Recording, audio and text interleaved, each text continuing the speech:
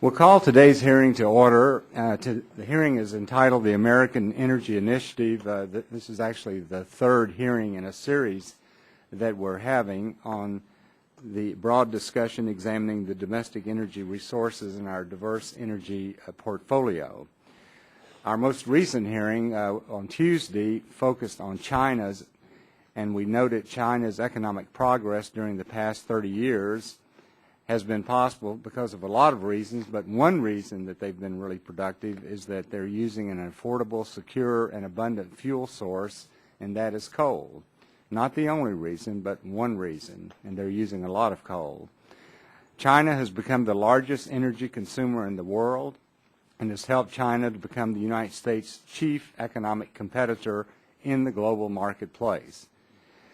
Unfortunately, in the United States, the use of coal and other fossil fuel sources are being threatened by the Environmental Protection Agency, recognizing that they do have a responsibility to protect health. I think we're very proud that in America we have the highest quality air anywhere in the world, but this EPA has been one of the most aggressive. They have many regulations in the pipeline, and I think it is essential that we try to have a balanced approach as we look at new regulations.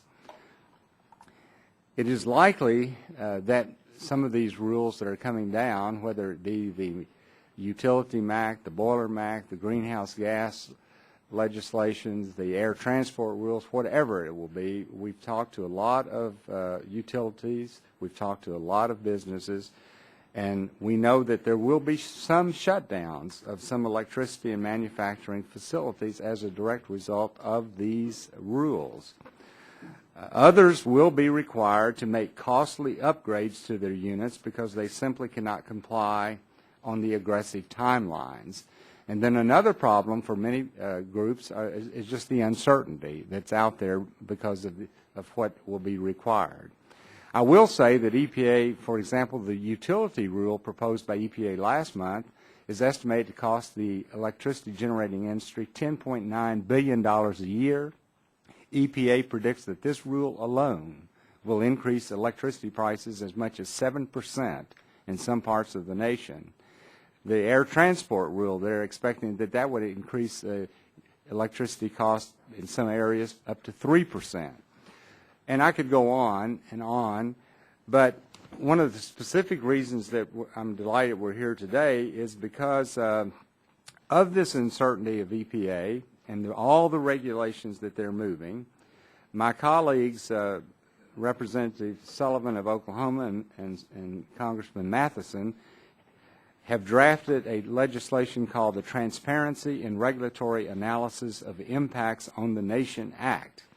This requires a cumulative analysis of certain rules and actions that are either issued or planned by the Environmental Protection Agency and the forming of an interagency task force. At this time, I would like to recognize for a minute and a half Mr. Sullivan, who is one of the authors of this legislation. Thank you, Chairman Whitfield.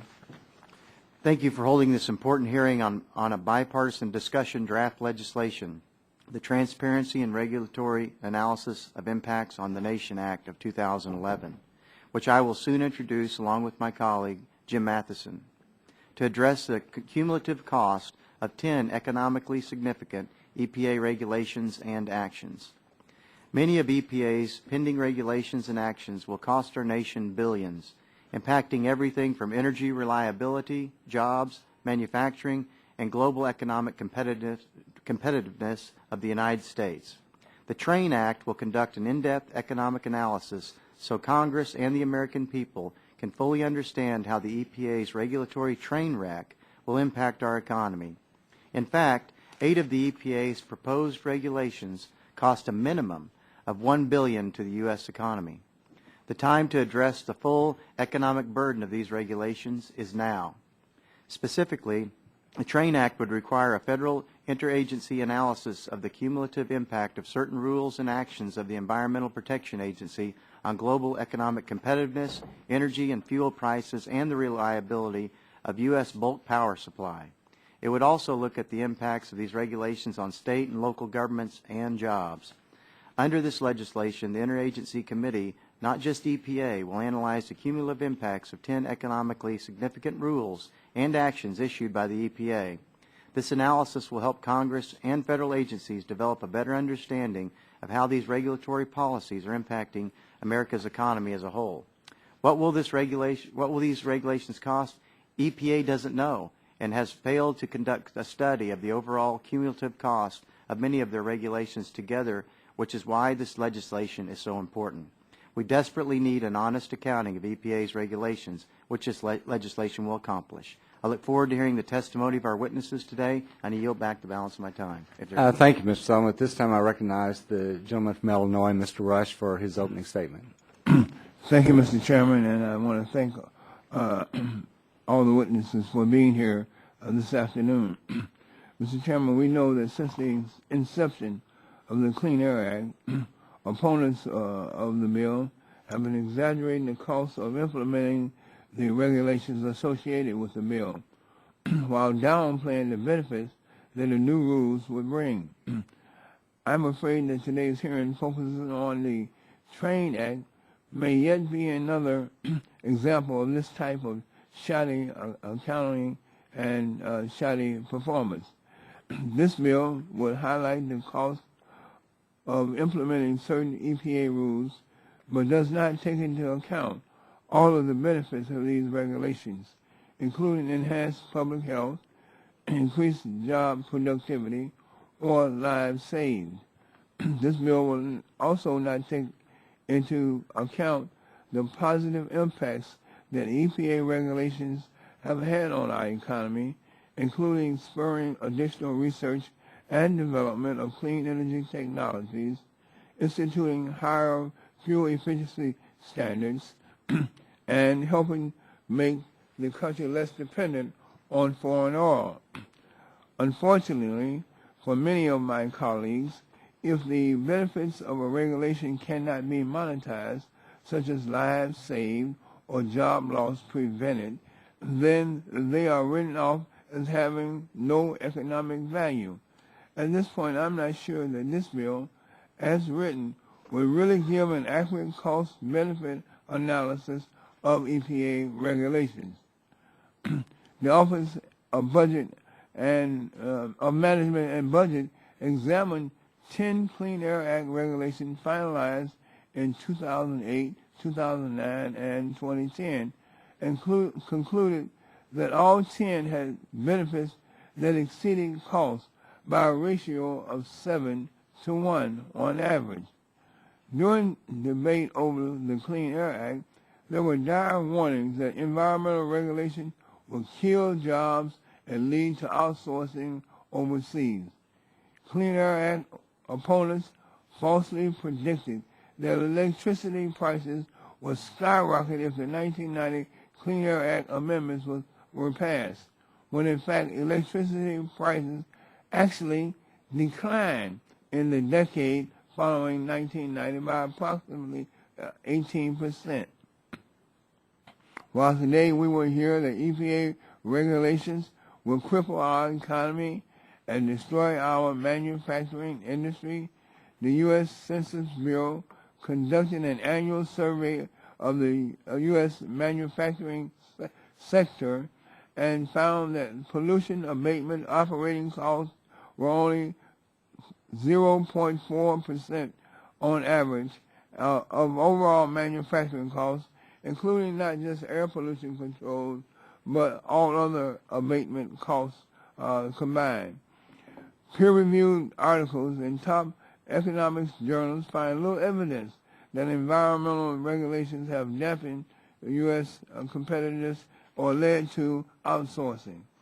In fact, I must point out that the EPA implementation of the Clean Air Act and its accompanying amendments has been one of the most successful and bipartisan environmental laws in American history.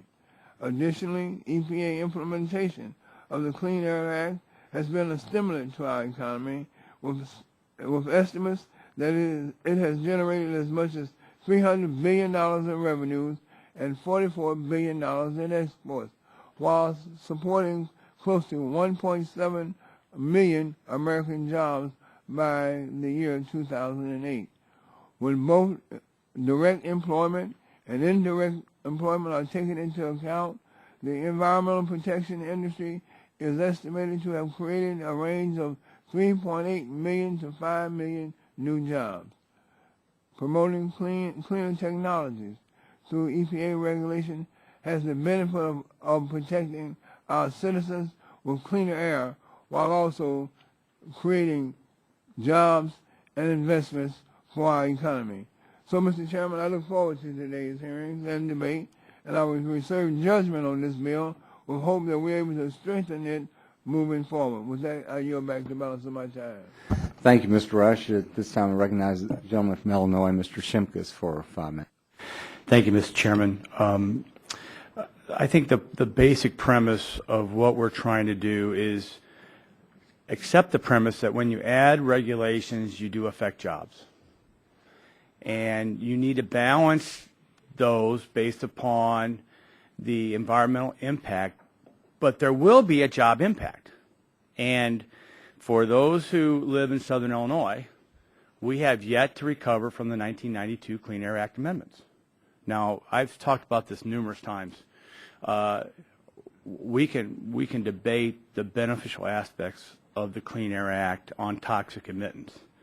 What our debate now today is an overly aggressive EPA that is going further than is needed to protect public health and severely impacting jobs. I have a slide up here which is the impending train wreck, and so that's why I support the Train Act to stop the impending train wreck. Now, this is just for electricity generation, and in 8 years, here is what's coming down the track. New rules for ozone, new rules for nitrous oxide, a new transport rule, cooling tower or water, particulate matter, ash, mercury, carbon dioxide. Does anyone really believe that this does not impact jobs? And does anyone really believe that when you have the multitude of regulations that are coming down simultaneously, well, the President's now agreed that it does. In fact, his executive order, which he submitted in January 18, 2011, says that all agencies must take into consideration the cumulative regulations on cost and the effects on jobs. We will submit to you that the EPA has not done that.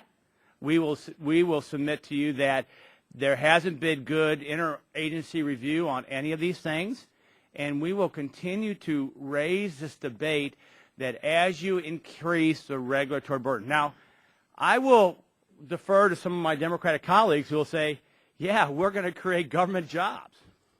We're going to create more inspectors. We're going to create more. They're not going to create private sector jobs. And remember, it is the private sector that funds the public sector. So we can grow government jobs all we want, but as the budget debate that we're having today is we can no longer grow government. We really have to inspire the private sector to invest capital, create jobs, and create wealth in this country so we can solve the problems of this nation. This impending train wreck is real. This is not fictional. No one's made this up. These are all the regs that are coming down the pike right now, and if we are to believe the President of the United States, he's starting to understand that. And now we just got to get his agencies to understand that. That's the importance of this bipartisan piece of legislation that I hope we continue to have hearings on and move to the floor, because as I've said numerous times, and I didn't bring my placard of the coal miners who lost their jobs in the last round of the Clean Air Act amendments, that one mine of 1,000 miners closed, never to reopen.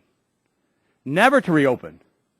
It is closed today, and that rural community, small town, has never recovered from the Clean Air Act amendments of '92. So I would say that it is very important to make sure that we continue to have this debate of the cost-benefit analysis, and the importance about this debate and this hearing is the cumulative effect of all these aspects, this train wreck of 8 different rules and regulations specifically targeting coal, electricity generation by coal, raising energy costs, killing our coal mines, making energy costs higher. With that, I appreciate Mr. Whitfield giving me the time. I yield back the balance of my time. Thank you. At this time, I recognize the gentleman from California, Ranking Member, Mr. Waxman, for 5 minutes. Thank you very much, Mr. Chairman. The legislation before us today has a worthwhile purpose.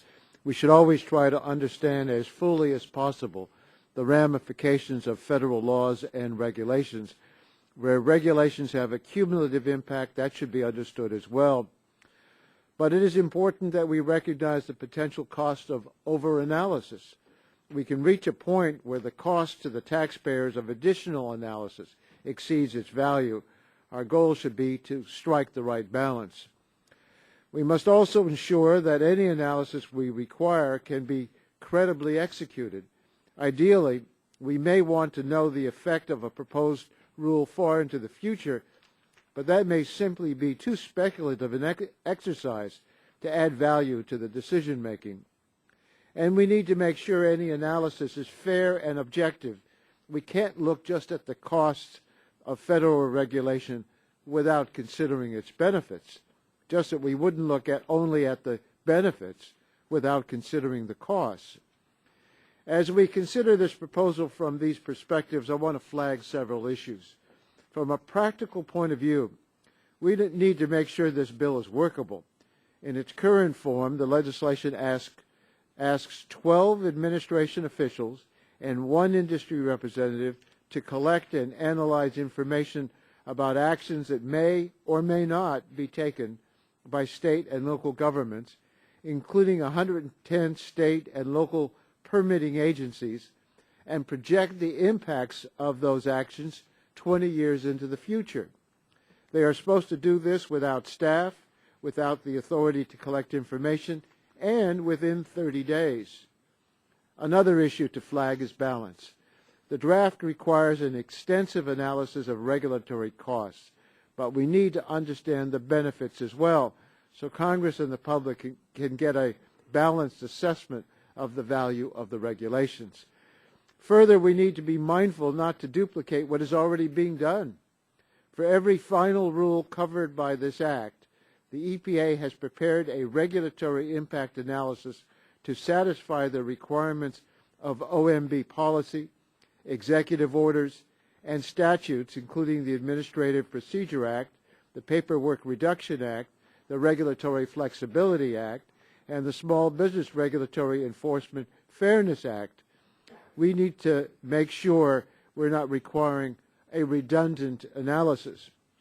Finally, this legislation creates new requirements for the executive branch without providing a specific authorization. It also does not offset these new requirements by relieving the agencies of other offsetting obligations.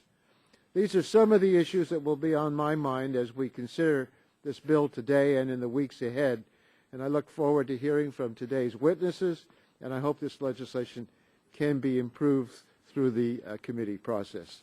Thank you, Mr. Chairman. Yield back my time. Thank you, Mr. Waxman. At this time, I'm going to introduce the panel of witnesses, and we're going to start with Mr. Collie will be first. But before we do that, I do want to introduce the entire panel and thank you again for being with us to help us analyze where we are today. First, we have Mr. Gary Collie, President and CEO, North American Reliability Administration. Second of all, Mr. Eric Schaefer, Executive Director of the Environmental Integrity Project. Third, we have Mr. Mark Bailey, who's the President and CEO of Big Rivers Electric Corporation. Fourth, we have Mr. Timothy Hess, who's the Division Vice President of Glatfelter. We have Dr. Robin Ridgeway, who's the Director of Environmental Health, Safety, and Regulatory Compliance at Purdue University.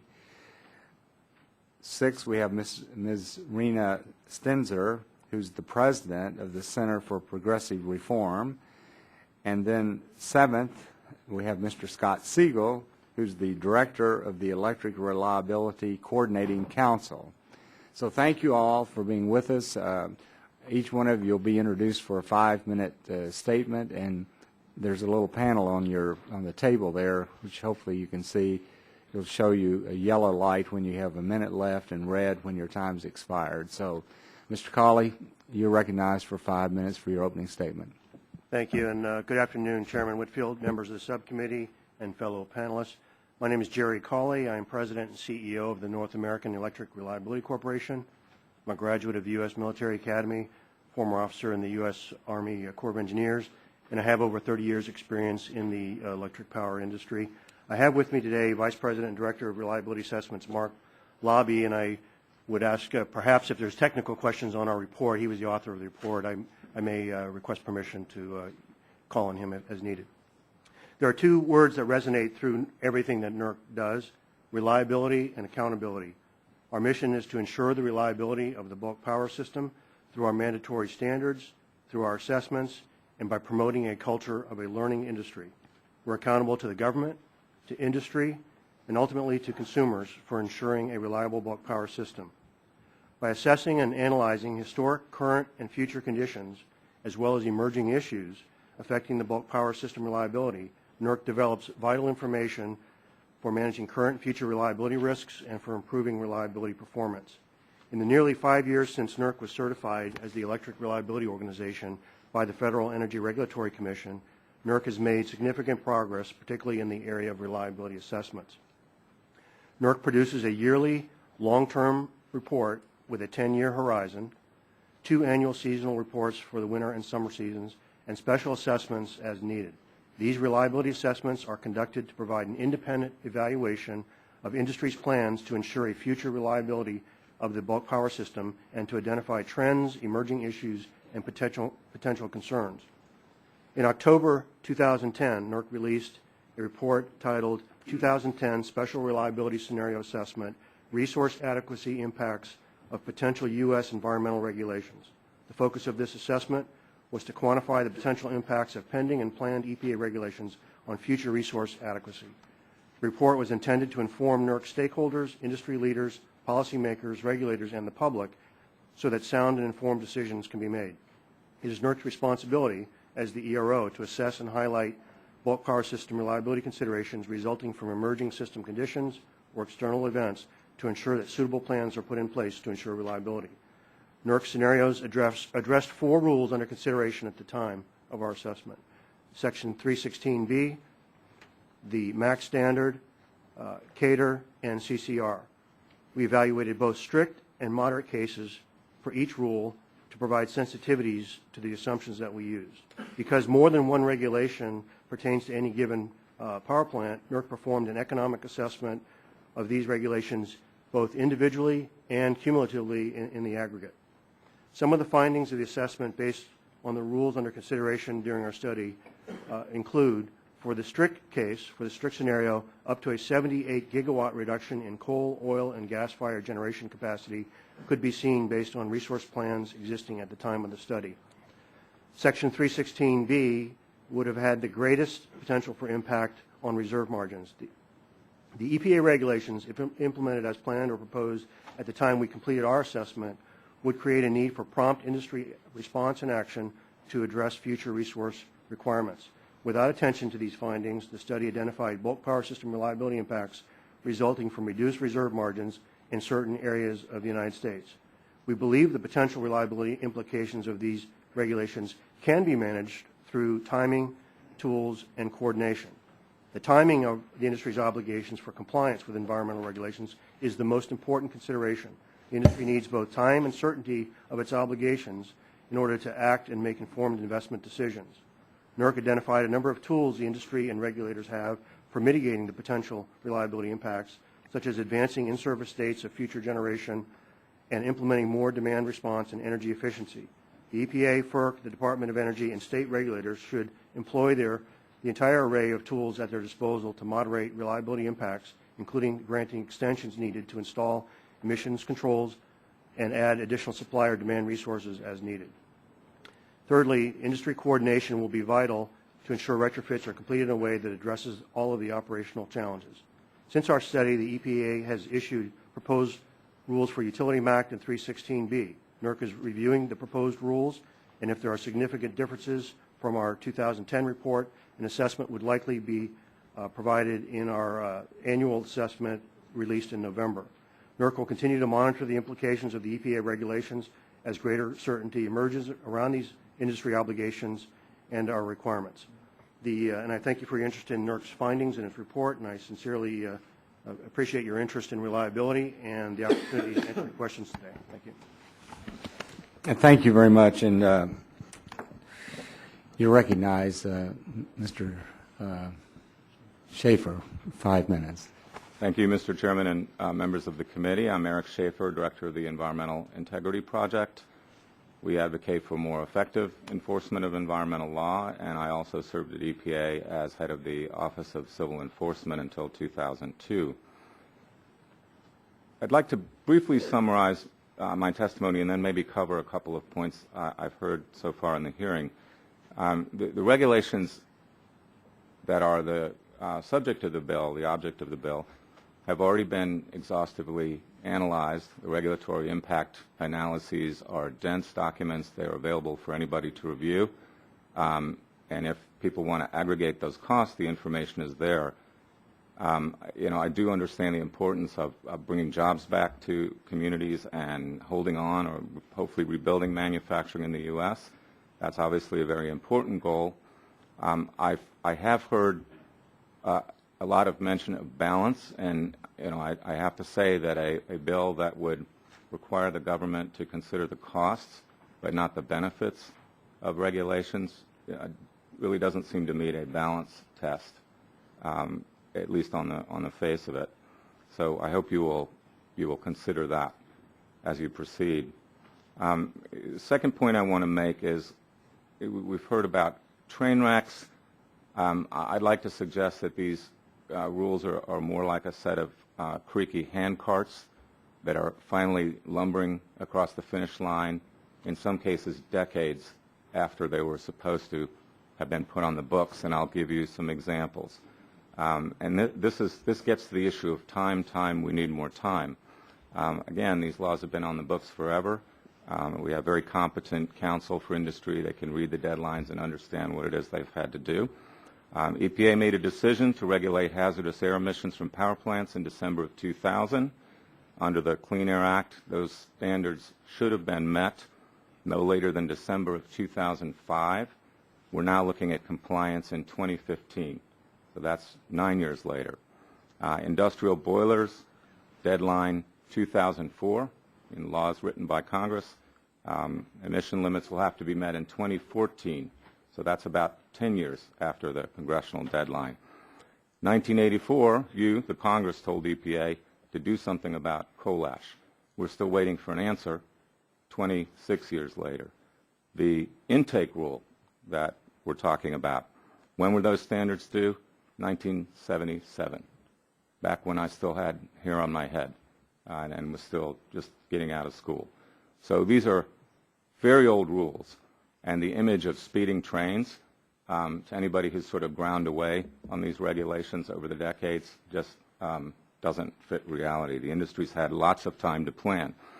The reason I think you're seeing them come back and ask for this reanalysis of what's already been analyzed is these rules have all gone to court or will go to court, and in a couple cases have gone to court. The industry has lost. The court has told EPA what it has to do, and EPA is doing it. So in the end, if you want to stop these actions, you need to change the laws, because what EPA is doing is executing the laws that you gave them and doing just what the courts have told them to do. If anybody thinks that's incorrect, they can take the agency to court, as they do almost every day, and try their luck. In several cases here, the industry has done that and lost. I should add that some of these decisions have come from very conservative judges who believe in taking literally what Congress tells the agency to do. So if you think the balance is wrong, if you think there's too much emphasis on health and not enough on cost to industry, then those laws can be changed. In that case, we'll have an open debate. Everybody can see what we're doing. You can decide whether approximately 9,000 to 23,000 premature deaths a year counts more or less than the economic cost of this legislation on particular industries. And I respect that these are very difficult choices. They're very tough. Maybe they deserve to be debated, but I hope they will be. Last point on jobs, I hope you'll consider the impact that cleaning up these plants has on employment. We've had lots of public releases from the power industry bragging about the number of jobs created every time one of these plants is cleaned up. From Synergy, this will create more than 1,000 construction jobs in Indiana and Ohio to put a scrubber on. From DTE in Michigan, the $600 million project will create 900 jobs and be one of the largest construction projects in Michigan over the next few years. So there is work involved in complying with these laws, not just government inspectors, people on the ground, and I hope you'll consider that also. Thank you for my time. Thank you, Mr. Schaefer. Mr. Bailey, you're recognized for 5 minutes. Thank you. Excuse me. Good afternoon, Mr. Chairman and members of the committee. My name is Mark Bailey, and I'm the President and CEO of Big Rivers Electric Corporation. I appreciate the opportunity to discuss Big Rivers' assessment of the impacts of the proposed EPA regulations on electric reliability, the cost of electricity, and our customers. Big Rivers is a not-for-profit cooperative, and we generate and transmit power, and we're located in western Kentucky. The 3 distribution cooperatives who own us serve collectively 113,000 customers, both residents and businesses. We are a small company. We own 1,500 megawatts of generating capacity, and 97% of the electricity we produce comes from coal-fired generators. We believe that we've taken a proactive approach in meeting our environmental obligations by equipping essentially our entire fleet with SO2 and NOx controls. However, compliance with pending EPA regulations identified in Section 3E of the legislation before this committee will be very difficult for us in the near term due to the piecemeal and staggered approach the EPA is using in issuing these contemplated regulations. At this time, affected electric utilities do not have all the information needed to make informed and cost-effective decisions. While the proposed clean air transport rule and the hazardous air pollutants rules may enable electric generators to use some common control equipment to satisfy both of those rules, we'll still be waiting for the coal combustion residual rule to come out a little later. And depending on what is required there, whether ash is classified as hazardous or not, can tip the scales in one fashion or another as far as what we would do to comply with the 2 earlier rules that need to be complied with on an earlier date. So it's possible you have to make a decision and gamble on doing the right thing to comply with the 2 earlier deadline rules and hope that doesn't change when the final rule comes out. Or you can gamble and wait and see what the entire rules look like, but then you run the risk of not meeting the earlier deadline requirements. In addition to this concern, compliance timelines are unreasonably short and virtually impossible to achieve. Because of this, many utilities will be racing simultaneously to comply, which will exacerbate the cost concerns as we compete for scarce resources to get all these facilities built in a very narrow window. The cumulative effect of EPA's next series of regulations will result in significant financial and economic impacts to western Kentucky. Of particular concern for our region and perhaps the entire nation is the potential loss, of aluminum smelters and other strategic electric-intensive industries due to electric rate increases. 70% of the energy that Big Rivers produces is used by 2 of only 4 aluminum smelters still operating in this country at 100% capacity. Not only do the smelters employ 1,400 people and pay relatively high wages, the satellite industries in our region that serve them collectively employ altogether 5,000 individuals, and the annual payroll is about $200 million, and there's an additional $17 million in state and local taxes. To help put this in context, over the past 5 years, at least 12 U.S. aluminum smelters have shut down, and 5 have curtailed their operations.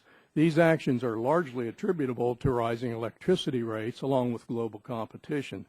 Any significant increase in rates will threaten the ability of these smelters to continue to operate in Kentucky and perhaps the rest of the country as well. I believe the future impact of the EPA's proposed regulations will ultimately increase electric costs, could negatively affect reliability, at least in the short term, may reduce employment, and weaken the global competitiveness of the American manufacturing industry. In closing, Big Rivers estimates compliance costs with the impending EPA regulations will increase our rates 40% at the wholesale level by 2015. The piecemeal approach that EPA is taking in issuing its regulations and then the staggered and compressed time frame to comply could result in unnecessary and additional spending and suboptimal results. At a minimum, we respectfully request that the committee consider delaying the implementation of EPA regulations until all planned regulations have been promulgated so that affected utilities can analyze them on a holistic and informed basis. Thank you. Thank you, Mr. Bailey. We do have votes on the floor. Unfortunately, we like to have these hearings in the morning, so we're not detaining everyone. But Ms. Tress, we're going to go on and get your 5-minute opening statement in, and then we're going to recess. I'll find out how many votes we have, but you're recognized for 5 minutes. Thank you, Chairman. Chairman Whitfield, Ranking Member Rush, members of the subcommittee, my name is Tim Hess. I'm the Vice President of Engineered and Converting Products with Gladfelter, a specialty paper company that has been in business since the Civil War. I'm a graduate of the United States Military Academy, and I've been in the paper business for 16 years. I am testifying today on behalf of the American Forest and Paper Association. Thank you for the opportunity to discuss the challenges presented by the cumulative impact of the EPA regulations on manufacturers. We applaud this subcommittee and others for taking seriously the oversight of the laws that have been enacted. The forest products manufacturing supply chain will continue to adapt to well-reasoned regulations that are affordable and achievable. We are proud of our environmental stewardship, but we cannot respond to regulations in a vacuum. Businesses in our sector must consider the global competitive environment in which they operate. They must compete for capital globally and have the time needed to build new regulatory requirements into the capital planning process. They must also be able to rely on the government so that once a regulation is in place, it will not be selectively enforced or changed within a short time frame.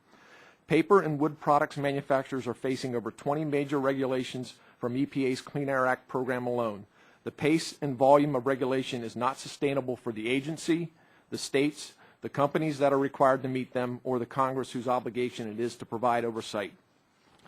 I'd like to call your attention to the diagram that I included with my written testimony of the clean air regulations in the pipeline that will affect forest products industry manufacturing facilities. It's similar to the train wreck picture that was previously shown. A picture is worth 1,000 words. And this picture gives you an idea of the complicated maze of current EPA regulatory activity and doesn't even take into account the hundreds of other regulations that we comply with every day. As detailed in my written statement, this type of regulatory environment increases our costs, makes us less competitive in a global basis, and ultimately results in lost jobs. The forest products industry, like so many other manufacturing industries, has been hard hit by the economic crisis. Since 2006, when the housing downturn began, the forest products industry has lost 31% of its workforce.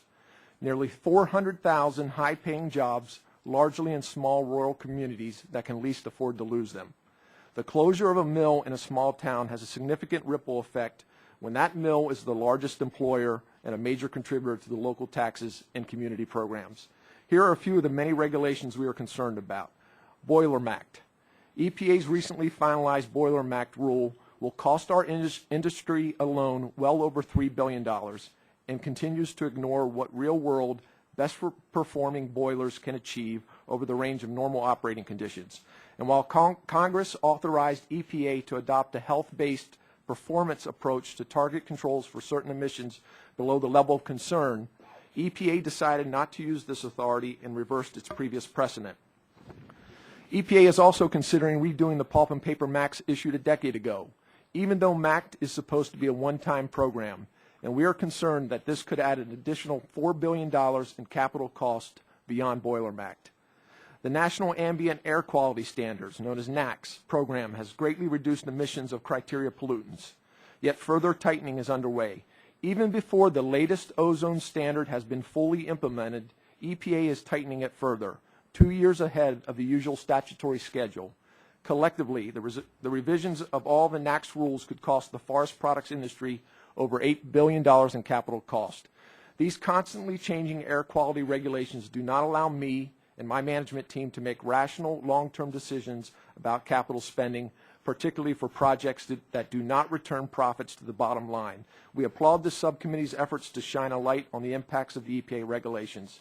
As recognized in the TRAIN Act, agencies typically look at any given regulation in a stovepipe and fail to consider the cumulative regulatory impact on competitiveness and jobs. Accordingly, the subcommittee may want to consider the impacts of regulation on the loss of human capital, such as when worker skills are no longer marketable because manufacturing jobs are lost in the U.S. This could include real costs such as lost wages and the cost of new job training, and they could be added to the compliance cost in the analysis. In summary, we know that the current wave of pending new regulations is unsustainable. Living with such an uncertain regulatory environment not only costs current jobs, but also prevents new jobs from being created. Companies frequently find themselves tangled in a web of rules that result in a decision not to make an investment because of uncertainty about the regulatory process, or they decide to invest overseas. Others roll the dice, hoping that the rule they are making decisions under today will still be in place when the project is complete. Investments in energy efficiency projects, mill modernization programs, and new biomass boilers have already been impacted by Boiler Act and NAAQS. Unfortunately, it is easier to see the jobs that are lost after the fact, but the greatest damage may be the unknowable. The projects never built, the products never made, the jobs never created, or the entrepreneurial ideas drowned in a sea of red tape. Thank you for taking the time to listen to some of the many regulatory challenges the forest products industry is facing. Mr. Hess, thank you, and I apologize once again. We do have 5 votes, and I would expect it'll probably take 45, 50 minutes at a minimum. So there's a deli downstairs. There's a restaurant, so I hope that you all can find something to entertain yourself till we get back. But once again, thank you. All right. We'll call the meeting back to order, and Dr. Ridgeway, you're recognized for 5 minutes for your opening statement. Chairman Whitfield, Ranking Member Rush, members of the committee, good morning, or good afternoon, rather. Thank you for inviting me here to testify today. My name is Robin Mills Ridgeway. I'm Director of Environmental Health and Safety Regulatory Compliance with Physical Facilities at Purdue University in West Lafayette, Indiana. I hold a PhD in Environmental Engineering from Purdue, and I am a licensed professional engineer in Indiana. I serve as a resource for environmental regulatory compliance at Purdue, and in particular, I analyze the impacts of current and upcoming regulations on Purdue operations and proposed projects. I also participate in rulemaking activities at the state and federal level to assist the university with planning. Purdue University in West Lafayette is like a small city with 47,000 students and an expansive research infrastructure. The university has many support and research activities that are covered by EPA regulations. Just a quick list of some of the peripheral areas that I also oversee. We have a 1,600-acre multi-species confined animal feed operation, which is covered by EPA regulations. We have a federally permitted hazardous waste treatment, storage, and disposal facility that handles 188,000 pounds of hazardous waste annually. We have a campus stormwater permit that covers runoff from campus, as well as we own and operate a public water supply on campus. One of the other facilities on campus that I'm very involved in is our combined heat and power facility. It is a 41 megawatt combined heat and power facility that's primarily coal-fired, and it supplies nearly all of the campus heating, steam, chilled water, and on average 60% of the campus's electricity needs. This highly efficient facility holds a point source MPDS permit, and we also have many Clean Air Act regulations that apply to us, and I'll just list these off. The New Source Performance Standards, The boiler MACT, both of them, the one that came and then was vacated and then came again. The RICE MACT that covers emergency generators, greenhouse gas reporting, greenhouse gas permitting, as part of the PSD program, and Purdue's utility plant boilers are also regulated as non-electric utility generating units, non-EGUs, under the NOx budget trading program, which is now the vacated CARE, which will soon be the transport program. So sort of evolved. EPA has also just recently proposed the coal ash regulation, and although they say quite clearly in the regulation that it is targeted at electric utilities, I think we all know that industrial facilities will also be pulled under this regulation as the states move to implement the program. I don't believe that they will differentiate from source.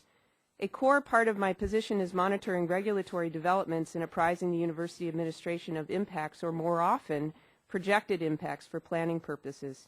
Because of our long planning timelines, I'm frequently asked to look out 5 and sometimes 10 years.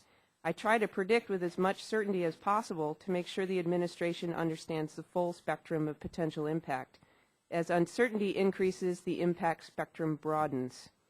The projected impact of layered regulations then becomes a driving factor in decision-making, potentially causing our administration to delay a decision until certainty is reached.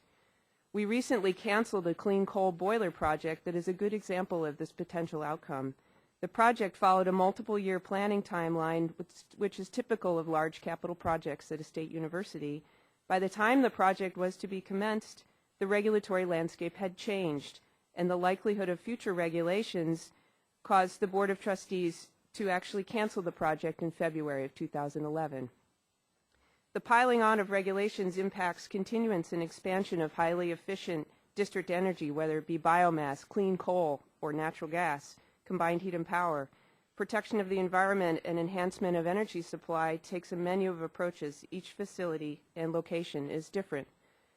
The planning challenges associated with a rapidly changing regulatory landscape is not unique to a university. However, universities cannot relocate or consolidate operations like a for-profit manufacturer might be able to, nor are we able to pass the costs on to a customer. Our students are our customers, so the added cost of compliance or additional purchased utilities falls back on the taxpayers. We're committed to providing educational foundation for our students as economically as possible, and the key to good fiscal stewardship is careful long-term planning. Mr. Chairman, I thank you for this opportunity to testify and would be pleased to answer any questions that the committee may have. Thank you, Dr. Ridgeway. Ms. Steinzer, you're recognized for 5 minutes.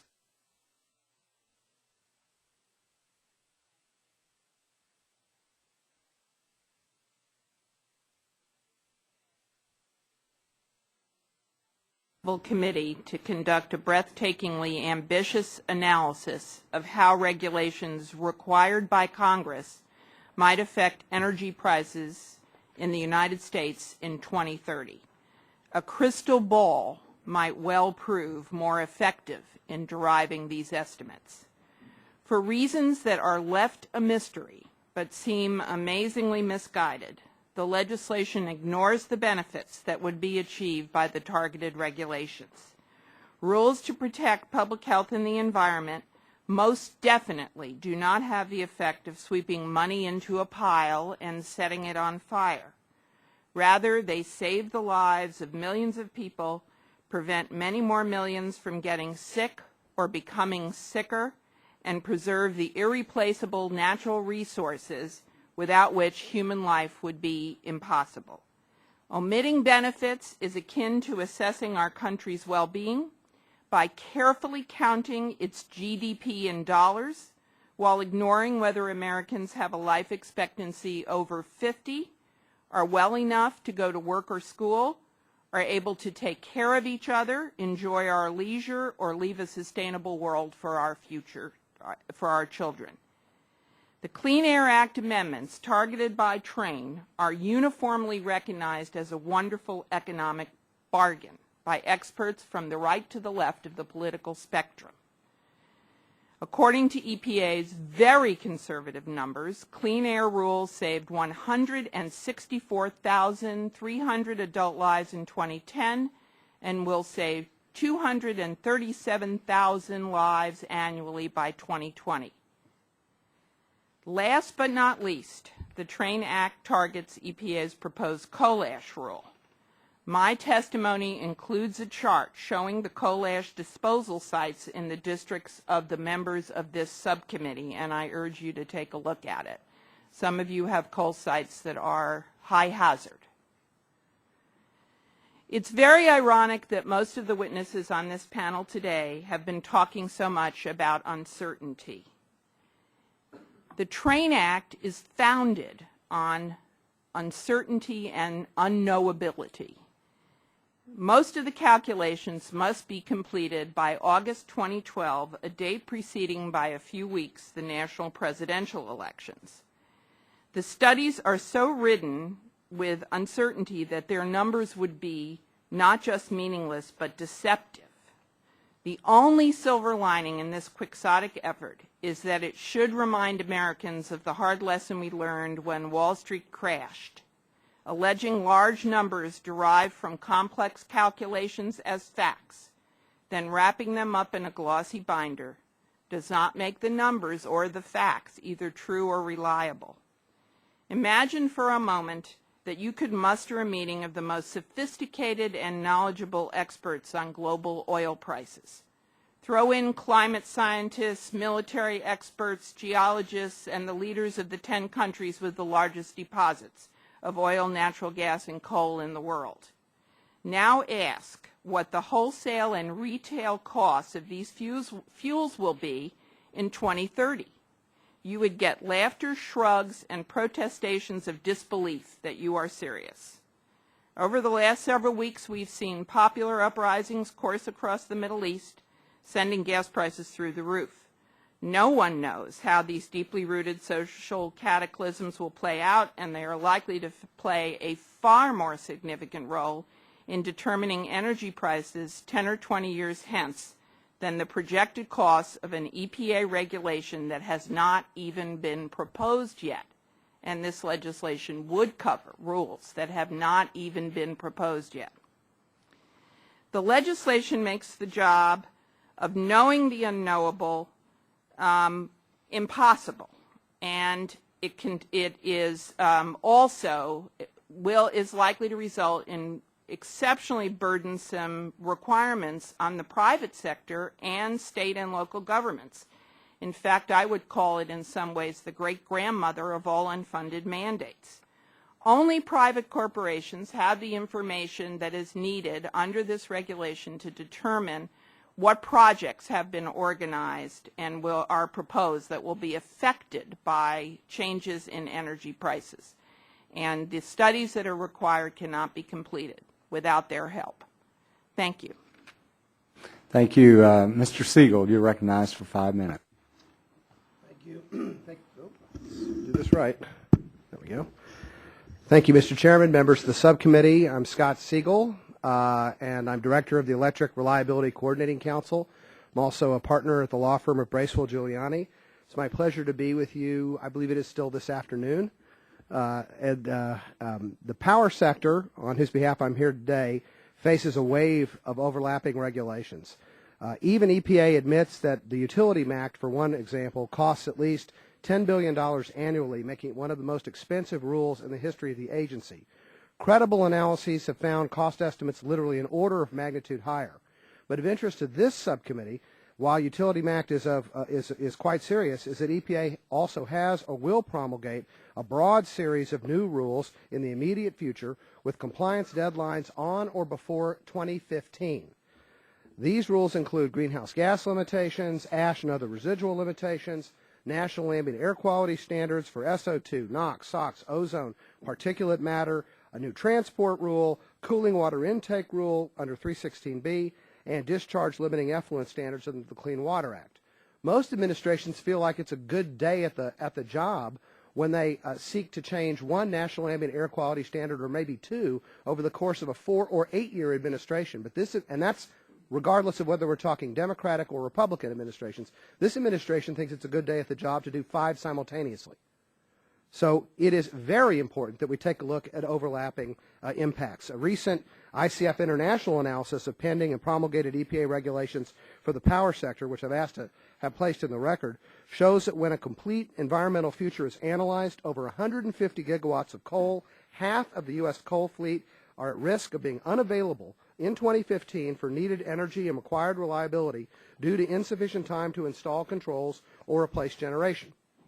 The ICF data, when subjected to further economic analysis and controlled for appropriate sensitivities, yields substantial net impacts on job creation in the United States. U.S. employment income is estimated to drop by an amount equivalent to the earnings of 2 million to 2.5 million full-time workers. This estimate includes an estimated increase in offsetting compliance-related employment equivalent to about 200,000 to a million full-time jobs in the early years of implementation. Without the offsets, the estimated reduction in worker income would be as high as 3.5 million jobs from the overlapping regulations. As further frame of reference for what these overlapping regulations place at risk, we looked at Penn State's estimate of the total economic footprint of coal-fueled electric generation by 2015. They found that'd be about $1 trillion, $362 billion in annual household incomes, and about 6.8 million jobs. The impact of increased costs on retail and businesses is particularly troubling.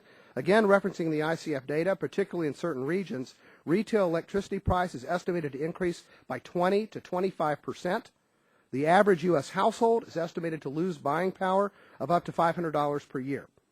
Consumer energy cost impacts are likely to be regressive, with 1/4 of Americans already reporting that they have trouble paying for power, and for minority communities and for the elderly, the situation is even worse.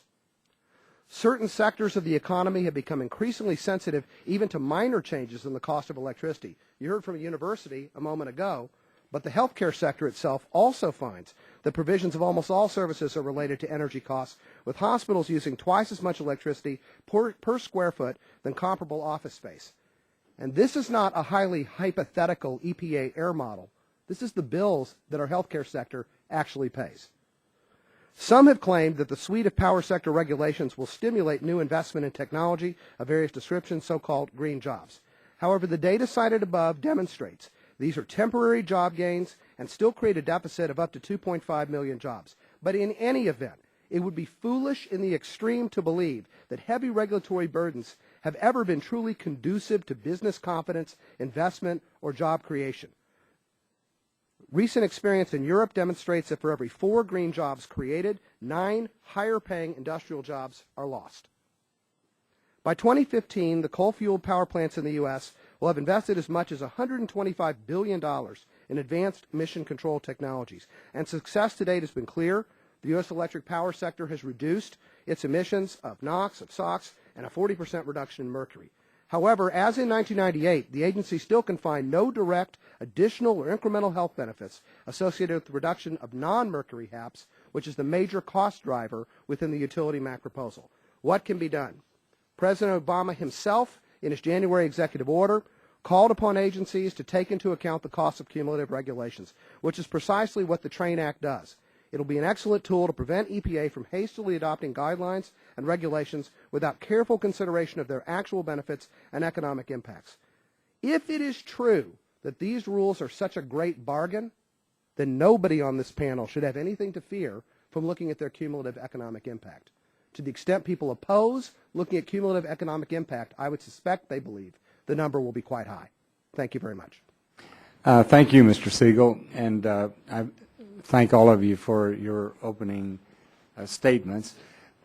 First question I would just ask all of you across the board, you can give me a yes or no, recognizing that EPA does a very thorough job in its analysis looking at health care benefits.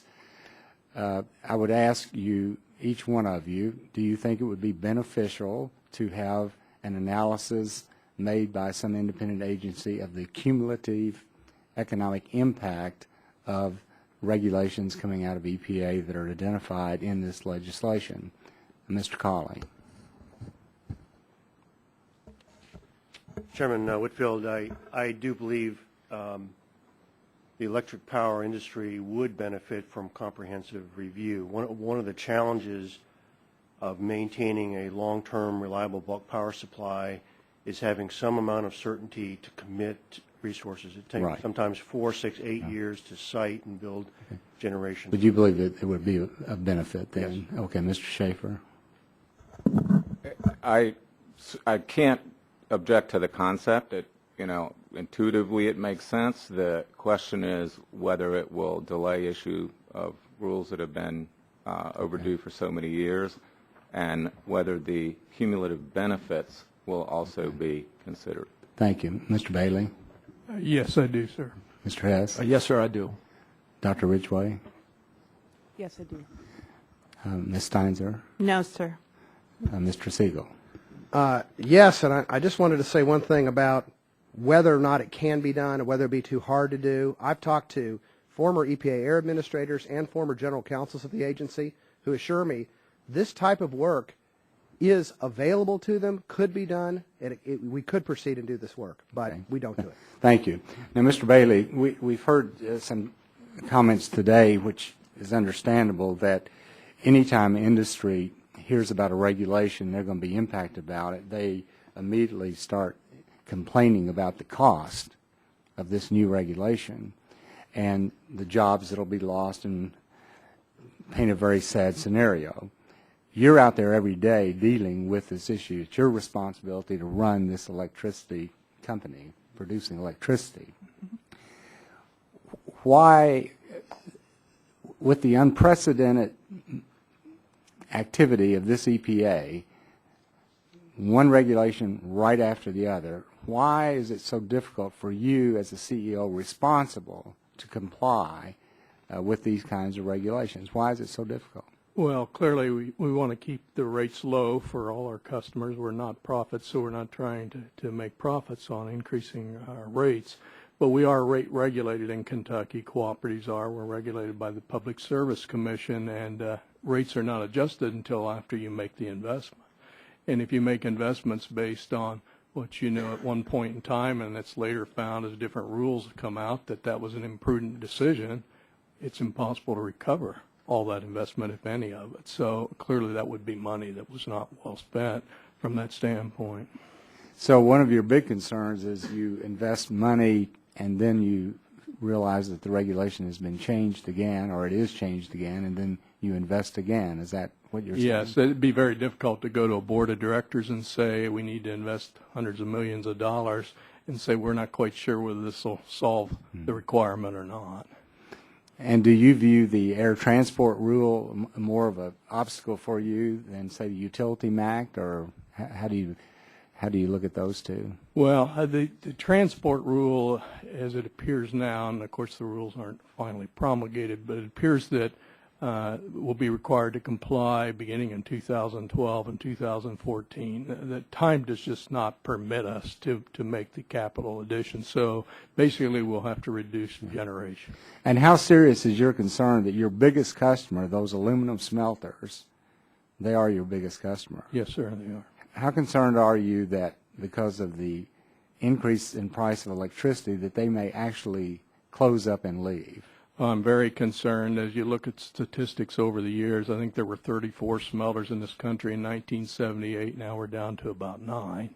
And our customers are telling us all the time they're worried about rate increases. So you look at the magnitudes of 40%, you look at the world prices that smelters pay, ours are in the top 20% right now. You know, one of the things that concerns me is that I think this administration is overselling green energy. And I say that because green energy may be available in the long out future, but for right now, when we expect our energy demands to increase by 40%, Mr. Siegel said that one half of coal fuel fleet availability may not be there. How in the world can we meet our electricity demands? Windmills, solar panels, hydropower are simply not going to be able to do it. My time's expired. Mr. Rush, you're recognized for 5 minutes. Thank you, Mr. Chairman. The whole premise behind today's hearing on the Train Act is that there is a framework of EPA regulations coming down the pike that will cripple different industries. And Ms. Steinzer, you kind of characterize this as being the great-grandmother of all federally unfunded mandates. I thought that was pretty creative. And then I heard Mr. Siegel say that for every one green job created, there are nine current industrial jobs will be lost. I think I heard him say that. What do you think about his conclusion that for every one green job that's created, there will be nine current industrial jobs eliminated?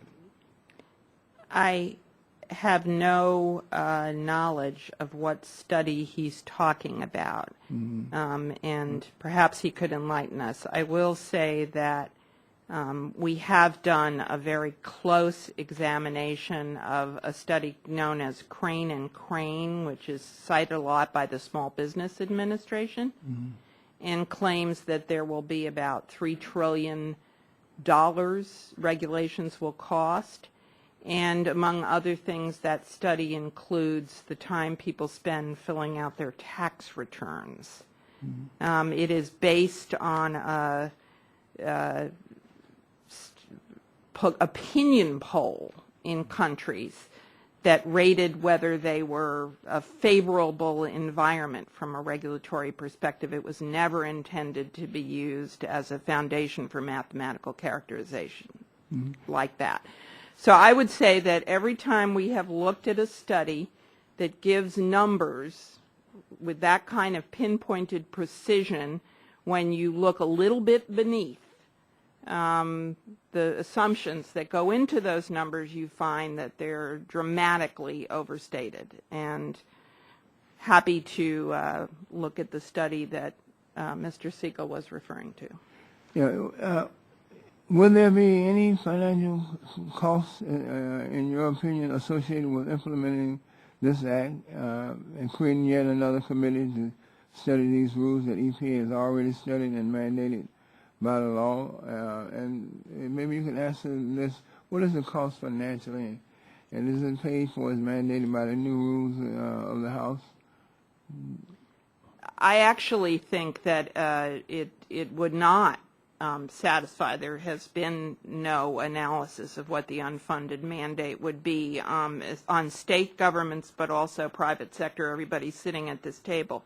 One of the things the legislation does is to require this committee to analyze what a potential permitting action, how that would affect the electricity prices. And to analyze that, you need to know everybody who's thinking of a project and might get a permit out to 2030.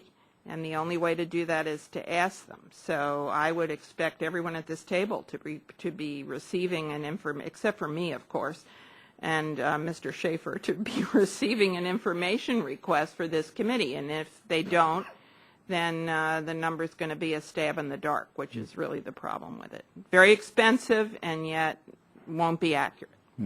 Mr. Schaefer, are there any costs to business associated with delaying industry-wide rules and regulations and pushing regulatory reform further down the road for some future date? Is there any cost to businesses that you can think of? Yeah. My apologies. No, well, I ask you again, Mr. Schaefer. All right. Are there any costs to business associated with delaying industry-wide rules and pushing regulatory reform further down the line, further down the road for some future date? Congressman Rush, I think that generally is. I think that the delay of game is a major tactic in Washington. If you can push the rules off to the future, you save money, and that's fair enough if that's what people want to do. I tried to make the point earlier in my testimony. These regulations had statutory deadlines, were supposed to have been met many years ago. They were not. They will now be met more or less around 2015 instead of a decade or more earlier, in some cases 20 to 30 years earlier. In all that time, the industry's been able to save money that they otherwise would have had to spend meeting the deadlines that Congress set out for these regulations. You're back. The gentleman from Oklahoma, 5 minutes. Thank you, Mr. Chairman. Mr. Siegel, could you comment on the statements of Ms. Steinzor, please? Sure. Well, with respect to green jobs, the study that I quoted actually deals with experience in Europe, specifically in Spain, found that for every 4 so-called green jobs that were created, 9 industrial jobs were lost. And I will tell you, it comes from a country that was very skeptical about that conclusion. In fact, Spain, Italy, a number of countries in Western Europe are very, very proactive when it comes to encouraging investment in green jobs. Imagine how disappointed they were to learn that the so-called green jobs tends to pay substantially less in dollars, or has less in salary, is more temporary in duration, i.e., operating a coal plant versus constructing a wind farm, and has a whole lot less as far as actual numbers of jobs are concerned. Since that study came out, it's been supplemented with data, not just from the Spain study, but also from Denmark and from Scotland and from Germany, again, countries that really were dedicated to promotion of green jobs. So we've got a situation where this is somewhat illusory. Bottom line for the train wreck, if you will, or the overlapping regulations in the power sector, there's only one study to date, and I include the Environmental Protection Agency, that has actually netted out offsetting near-term construction jobs from putting on a new whiz-bang at a power plant versus actual loss from bringing capacity offline. That's the study that this committee has heard today, performed by ICF International, released in January of 2011, using the same contractor and the same modeling, a proprietary model that the Environmental Protection Agency uses, but using more realistic assumptions about the actual technology that will be required to implement these rules. One study, and it shows a deficit of 2.5 million jobs if we have the simultaneity of adoption that is proposed and warmly welcomed by the Environmental Protection Agency. Thank you, sir.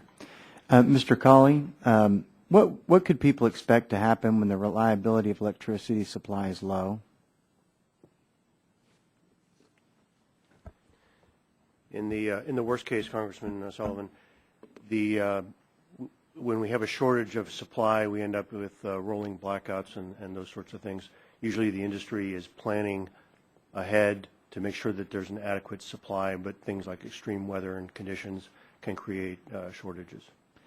In your opinion, is it possible to perform a robust forecast of electricity reliability without doing some kind of cumulative analysis of the potential impacts of regulations? I think a cumulative analysis is essential, and that's why we as an independent organization have taken that responsibility on and produced our report last October, and will continue doing assessments in the future.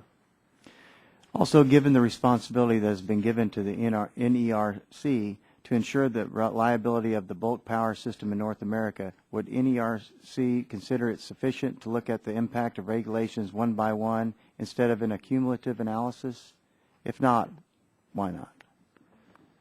The challenge is that the real decisions for investing in new plants and new facilities is a long-term investment decision. Requires siting, requires significant investment resources, and it's not a year-by-year, month-by-month decision process. So to make effective decisions that are good for customers, a comprehensive look is essential. Also, of the major EPA rules, NERC analyzed in its assessment, which regulations have the greatest potential reliability implications? The greatest impact was the cooling water regulation, according to our report completed last October. Thank you, sir. I appreciate it. I yield back. Oh, I have some more time? Okay. I would like to say that in Region 6, the EPA, just to show you how these regulations cost people, cost states, is we did a state implementation plan required to do that to achieve a goal the EPA wanted us to achieve, and they came back and did a federal implementation plan, which would cost hundreds of millions of dollars, which would just get passed on to the consumer. I just think that does have an impact on our economy, does have an impact on jobs, and it certainly that none of that was done before they didn't analyze anything before they did that. And I think that you're seeing this hurting the economy, hurting the jobs. You see these EPA rules. I heard there's more coming down the pike that are hundreds of millions of dollars each. And I think that having an analysis of it is not something that's bad. Thank you. Mr. Green, you're recognized for 5 minutes. Thank you, Mr. Chairman, for holding the hearing. And while I'm sympathetic to the argument we face in the regulatory landscape we do because of several delays in rulemaking over the last couple of decades, that doesn't mean we can ignore the fact that companies are faced with complying several rules all at the same time. As such, I do think it's appropriate to study the cumulative impact of multiple regulations on competitiveness and sustainability of businesses and other regulated entities and the related impacts on jobs. Concerning the discussion draft before us, though, I think there are some drafting issues that need to be addressed, and I also think we should look at or at least acknowledge the public health effects of such rules in order to be fair. And hopefully I could get to be a yes on the bill, Mr. Chairman, but I'd like to look at drafting. I'm glad this is a draft, and I'd like to work with you on it. And I think I share that with our ranking member, Congressman Rush. Now for my questions. Are any of you able to comment on how the EPA is complying with President Obama's July the 18th executive order stating agencies must consider costs and how best to reduce the burdens of American business and consumers? Do we know what the status is?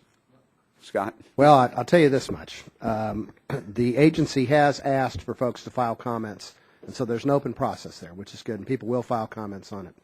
That said, you know, the executive order is released in January, and we have a raft of rulemaking proposals that come out, particularly in March. And it seems as though these rulemakings, the golden opportunity to comply with the executive order would have been to acknowledge cumulative impact, or at least, how about this, to acknowledge the executive order in these new proposals that came out. And, of course, none of them, they just barreled on down the path full steam ahead. So I don't think they've taken it to heart, the spirit of the executive order, which is what makes the Train Act so interesting, because it actually gives teeth to the executive order. But, you know, assuming it's drafted appropriately. Mr. Schaefer, I understand you argue that the industry should not complain because these rules should have been implemented years ago. And how do you respond to the fact that these rules now are all coming down the pike at once? Take Mr. Bailey's statement, for example, that the expense of installing control equipment on coal-fired generating units to comply with two of the rules may be wasted effort if it's later found that conversion to natural gas is the best solution to meet the later issued deadline. How do you respond? Of course, coming from Texas, I think everything ought to be natural gas, but how do you respond to it? Congressman Green, that's a good question. I'm confused by what I've heard in the discussion because on the one hand I hear it's all coming together, it's too much, and on the other hand I hear, well, we kind of need it all to come together so we can plan and be rational about it. And in fact, we've heard the industry testify to that effect for years. They'd like to have it, see it all at once. So I'm not sure if that's an answer. I will quickly say that some companies have already done the work needed to comply with these rules, and if they are put off, we're not going to have a level playing field. In my state of Maryland, we have big coal plants. Coal supplies more than half the electricity. Mercury down by nearly 90%. Sulfur dioxide virtually eliminated at the Brandon Shores facility. Bag houses put on, millions of hours of work created for people. Those plants are ready. They anticipated these rules. They didn't bank on being able to delay compliance. And then, on the other hand, we have some plants that have done very little. And for those, yes, they are going to have some costs. But I don't want to leave the impression that we've got all the coal plants in the same situation because they're in very different places. I'm almost out of time. I have a question for Mr. Collie, but Mr. Siegel, thank you for testifying, and just that we've worked together on a lot of years on energy, and I appreciate I'd like to ask you, though, about timing and the implementation of the utility MAC rule. Mm-hmm. I've heard that 3 years is just not feasible for compliance, and Mr. McCauley feels free to respond also. How much time would these facilities need to comply with this rule, assuming there is no delay of the rule or changes made to it? There are two elements that we need to keep in mind. One is timing, and 3 years, to begin the process in 2015, it's not even really 3 years when you consider the planning process. A minimum of 5 years is needed in order to really plan it out. And even that is pushing it. But there's also substantive issues, because it's not just a timing question. It's a question of how you establish the MACT floor. It's a question of whether there's adequate what's called subcategorization within the rule that will make the difference between whether this rule is workable or not, even if given a significant amount of time. So there's a time issue and a substance issue. I know I'm out of time, but Mr. Chairman, could Mr. Collie respond? Is there anything different than from what I would just defer Mr. to Siegel? Mr. Siegel as representing the owners and operators. Okay. Thank you, Mr. Chairman. Mr. Shimkus, you're recognized for 5 minutes. Thank you, Mr. Chairman. Thank you all for coming. If they put up the Edison Electric analysis of the train wreck real quick, I said that in my opening statement. Does anyone agree that? Does there anyone disagree that these regs are coming down in this timeline? No. So everyone agrees that these 8 regulations are coming down between 08 and 16. Okay. You disagree? I don't have it in front of me, and I can't see it here. All right. Well, I'll give this to you, and then you can confer. Okay, But I think the answer is no one disagrees that this is the train wreck. This is what we are referring to: ozone, SOx, NOx, transport, water, particulate matter, ash, mercury, carbon dioxide. Now, we tried to address carbon dioxide today on the floor, passed to deny EPA the ability to regulate greenhouse gases. We're going to continue to do that. We'll probably work on some of these other ones like the water, especially particulate matter. I mean, these are ludicrous. They're as crazy as the carbon dioxide regulation. So I hope, Mr. Chairman, we move on some of these easier ones to address like we did on the floor today. The question was asked, has the EPA complied with the presidential executive order? Mr. Siegel is the only one who responded. The order came out in January. Regulations came out in March. I would submit no. No one else responded to that question by Mr. Green. So, yeah, quickly. Can I just ask, if you're concerned about the schedule, wouldn't it be more straightforward to try and amend the Clean Air Act? Well, I think through the court rulings that the court rulings already said, which we disagree with, that the Clean Air Act was designed for criteria pollutants. We disagree with the court ruling that CO2, which is a non-toxic emittant, is a criteria pollutant. Let me move on. I don't have enough time to debate you. You're always welcome to come visit with me in the office. Mr. Bailey, tell me about this big slush fund that you've developed in your co-op over the last 10 years or 30 years because you haven't complied with some futuristic view of rules that are coming down. Do you have one? Well, as I said, we're nonprofit. So you don't have a slush fund? You haven't built up all this capital money? Well, actually, our net book value right now is around $980 million. So to comply with $1 million of capital development and equipment, what are you going to have to do? Well, we're going to have to first get some clarity to know exactly what the requirements are. And then once you have that, you've got the time and you've got to construct that. And the problem with the train wreck is there's no clarity. That's right. I might point out, though, that of that $980 million net value, $360 million of it's for environmental equipment. Thank you. Dr. Ridgeway, I wish I had more time to ask you more questions. I also have Purdue Boilermaker, Big Ten, all that good stuff. But Southern Illinois University at Carbondale has a power plant. So what are you all going to do to pay for the capital expense to meet the train wreck? The current mode that we have to do is request funds from the state for capital improvements. And that's readily available in this environment, right? Not so much. Tuition, tax increases, is really going to affect the bottom line of universities. Absolutely. That operate this. Absolutely, and I think our campuses are expanding, and these facilities are designed to supply heating and cooling and electricity to all the campus buildings. Thank you. I'm going to cut you off because I want to get to this.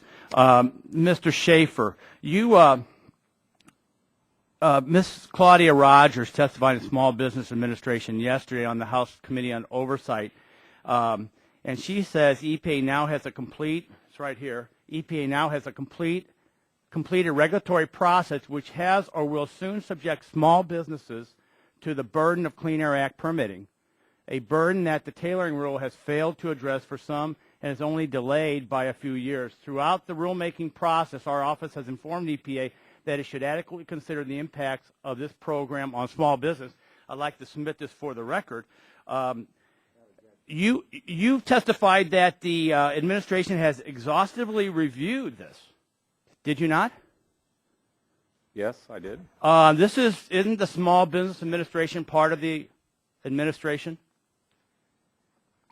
My point is, I reject your premise. Would you like an answer? Well, no, I'm going to answer it because the Small Business Administration is part of the administration. They testified yesterday. This is disastrous. And I'll end up with Ms. Steinzor.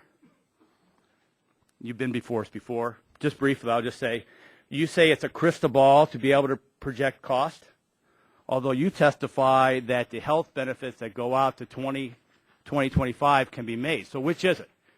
Is economic cost projected out 25 years, crystal ball, or the health savings projected out to 2020, 2025? Can you project health benefits but not project economic costs?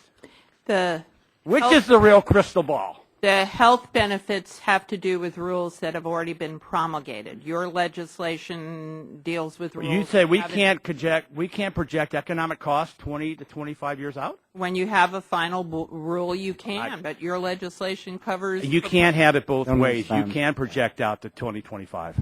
Mr. Matheson, he's author of the legislation with Mr. Sullivan. You're recognized for 5 minutes. No, thank you, Mr. Chairman. I appreciate the time and appreciate the witnesses coming here today. I think the goal behind this legislation, and we're here to have a hearing to figure out if there are ways to perfect it and make it better, but the goal is you look at the situation where EPA right now has the ability to look at costs and benefits of rules individually, and that's important. But the goal here is maybe we ought to take a look at how these things work when you put them all together. And we want to harmonize that process. And I think that really is the goal. The goal is not necessarily to delay things. The goal is to have some credible information where instead of everyone working in their own little stovepipe, we're all working together and looking at the cumulative impact. And if there are suggestions among the witnesses, any of them, about how to refine this legislation to meet those goals better than the way it's written now, as one of the authors of the legislation, like Mr. Sullivan, we're open to that. And so beyond the testimony today, if people want to submit other ideas to us, I ask you to do that, because that is where we're really coming from. We're not talking about focusing only on costs. Mr. Schaefer, I noticed in your testimony you indicated you felt concerned that the study really will only focus on costs, but there's nothing in the legislation that mentions specifically costs or benefits. The legislation talks about effects and impacts across a variety of sectors, and I think that's what we're looking for. So I don't think our intent was to not include other considerations when we talk about effects and impacts. Here's a question, quick statement. I want to make a couple of questions. First of all, Mr. Collie, as you know, NERC is one of the participants that's included in the study. And you've already studied aggregate effects of 4 of EPA's pending rules: cooling water intake structures, utility maximum available control technology, clean air transport rule, and coal combustion residuals. Can you elaborate on the recommendations NERC provided to manage the implications of implicating those 4 rules to ensure power supply is not disrupted? Our study looked at plans that were in place with existing resources and planned resources, and our assessment determined that as much in a worst case of 78 gigawatts of generation would be impacted, would become no longer cost effective to operate. So our concern as a reliability organization is ensuring that if those rules were put in place, that we would have sufficient time and planning to have alternative resources put in place. And that's our job, is to look out to the future and see if there's something bad going to happen for reliability. Do you think it's possible to expand that study for all of the rules that are listed in the draft legislation? I think it's, as long as there's good definition around the expected rules and obligations, I think that kind of study can be done. Okay. Mr. Bailey, you mentioned in your testimony, like a lot of electric utilities around the country and in my district, that because the rules from the EPA have not been coordinated, you're facing a lot of uncertainty over how to plan for upgrades and comply with various different deadlines. how do you think this act will help Big Rivers with investment decisions and planning for your facilities as you go forward? Well, certainly, if there's a coordinated effort, it could lead to answers at least at the same time, and then presumably there'll be a reasonable time to implement. Mm-hmm. And certainly you've got certainty at that point and feel much more comfortable proceeding. Okay. Mr. Chairman, at this point, that's all the questions I have. I just want to reiterate, if people have suggestions to meet the goals I talked about, we're open. This is why we have hearings on draft legislation, look for ideas, and we welcome suggestions for text. Thanks so much. I'll yield back. Thank you, Mr. Mattson. Mr. McKinley, you recognize 5 minutes. Thank you, Mr. Chairman. I've got a series of observations, as I say. One was, and I'm sorry that the Congressman from California is not here right now, because he made the statement earlier. He said that we should, his quote, we should consider the cost when we're evaluating the benefits. But yet, we've had come before our committee, members of the EPA said that's not their responsibility. I'm not sure that there's a contradiction there. If we should, then why aren't we doing it? And I think that the Dr. Ridgeway has really hit on this this whole subject of uncertainty. As engineers, we deal in certainty, and there was an issue I think Mr. Schaefer talked about. We should follow the studies. The train wreck was a known entity. We know when it was going to happen. We could see it on a chart.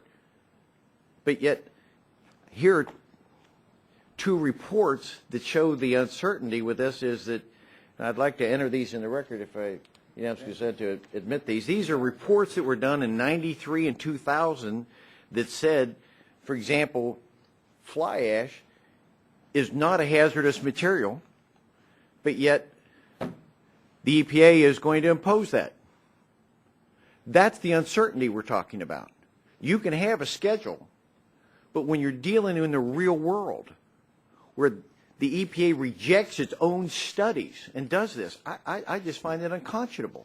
There's no wonder that Purdue and other universities and other coal-fired generating houses are scared to death of what's going to happen as it relates to the fly ash. It's this. I'm just curious if I could ask a question of you, Dr. Ridgeway.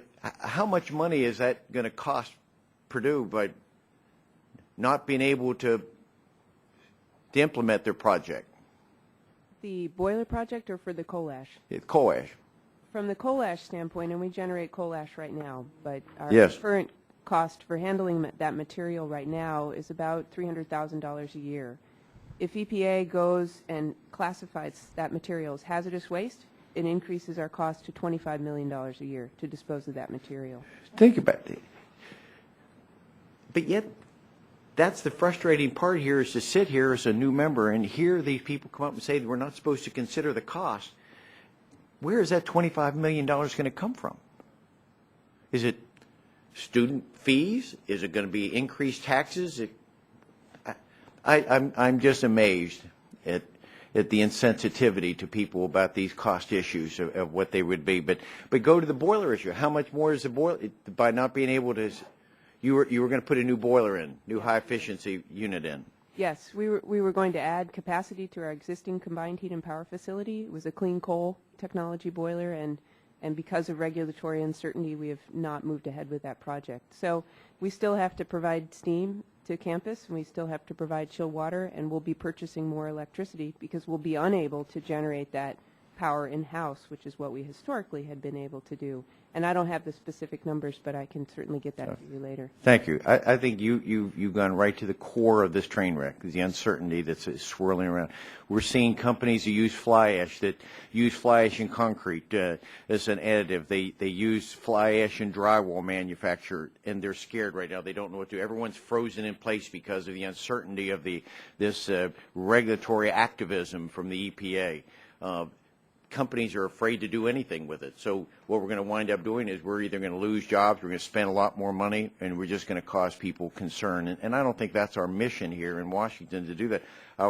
One of a major powerhouse that was going to burn coal in Ohio has switched over to gas because of the uncertainty that you've dealt with at Purdue. That means thousands of jobs have been lost in the coal industry of West Virginia and all through Appalachia. because of the uncertainty of the EPA. I've got a chemical plant in my district that's seriously considering. They're taking designs right now to switch from coal over to gas. That's going to cost West Virginia and Appalachia thousands of jobs over a period of years. I can't thank you enough for coming here, Ms. Ridgeway, to be able to talk about this issue. About you've given an exact example of why we should be more concerned about reining in this rogue agency. Thank you very much for coming. Thank you. Thank you, Mr. McKinley, and Ms. Capps, you're recognized for 5 minutes. Thank you very much, Mr. Chairman, and I want to express my thanks to each one of our witnesses for their presence here today and your testimony. Mr. Schaefer, we've heard a lot of concern today about the notion that EPA has decided to impose multiple regulations in the upcoming years.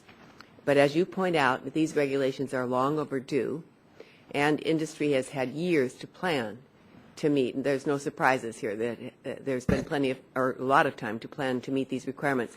Would you discuss the impacts of this delay on industry and on the public? I know you brought it up in your testimony, but just so that we get this clear in the record.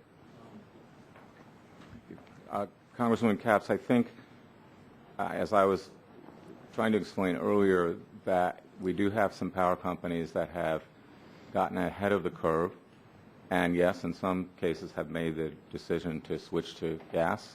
In a market economy, we're going to see those decisions.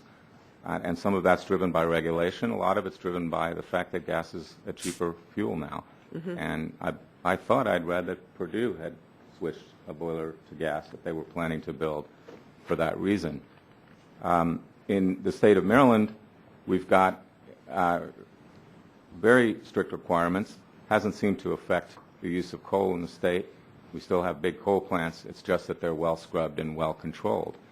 So if you have a company that's banked on delay and waited till the last minute, hasn't looked at the deadlines, hasn't followed the litigation, hasn't anticipated these rules, yes, they're going to face some significant costs, but you have others that have gotten far ahead of it. The point I was also trying to make earlier is if you've not spent much to comply with requirements that are coming, if you haven't scrubbed your plant, for example, and you've got a 60-year-old coal plant designed to last 30 years, you're going to have to pay for some pollution controls. And to be shocked that that's arriving now, I think is, I don't understand that. I don't see how anybody could not see that coming. Thank you.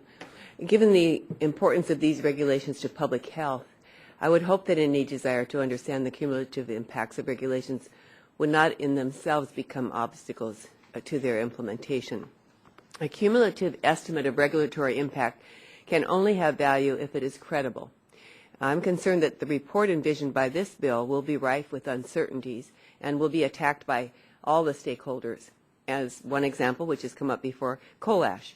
The committee would be asked to analyze the impact of coal ash regulation along with other rules, even if that regulation is not finalized. We've heard conflicting testimony today about the potential impacts of regulating coal combustion waste because there are still a number of unknowns with regard to the rule. It is not known whether regulation will occur under subtitle C or D, is one example. It's not known whether regulation under subtitle D, which would create no federally enforceable requirements, would have a significant impact. And it is not known whether regulation under subtitle C would impact beneficial reuse because of stigma effects. So in order to form the analysis required by this bill, the committee would need to fill in those unknowns with assumptions. No choice that will be supported by all stakeholders. And we could illustrate that right here today. I could ask three of you a question, which I will now, to demonstrate. Dr. Ridgeway, if the committee assumed subtitle C regulation and little impact on beneficial reuse, would you view the resulting analysis as credible?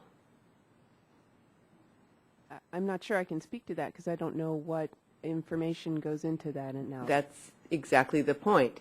So really, to be honest, then you'd have to say, no, I couldn't because just for all the reasons you said. Ms. Steinzer, on the other hand, the committee assumed subtitle C regulation and a halt to beneficial use. Would you have the resulting analysis as credible? No. And Mr. Schaefer, if the committee assumes subtitle D regulation and nationwide compliance with the resulting guidelines, would you the resulting analysis is credible? Well, there you have it. That shows where we are. Our panel of 7 stakeholders can't agree on the impact of one rule, let alone the cumulative impact of the rule and Clean Air Act regulation. I cannot imagine how a committee of cabinet secretaries and Mr. Collie is going to produce a credible estimate of the impacts of these listed rules, let alone the additional rules that aren't listed. And that would be with all the time in the world, not within the 1 month that they appear to have under this bill. And I've used as much time as I have, but I appreciate the opportunity. Thank you, Mr. Chairman. I'll yield back. Mr. Olson, you're recognized 5 minutes. I thank the chair. And before I get started, I would like to identify myself with the comments from my colleague from Texas, Mr. Green, who said that we like gas in Texas. We like it a lot. Welcome to the witnesses. I'm grateful for your expertise and your patience today. My dad spent his entire career in the paper industry, over 35 years, mostly in the white mills across our country. I know firsthand knowledge that the industry is committed to clean air and clean water. So my first question is for you, Mr. Hess. The proposed cooling water intake rule, 316B, subjects facilities beyond electric generation facilities to regulation, including paper manufacturing and oil refining. Will these facilities be able to comply with the criteria in the proposed rule, and what are the economic impacts? Or put another way, is the technology there, and what's it going to cost? I can't speak to the details of that regulation, but I can, because I have a staff, just as you have a staff that advises me on environmental regulations.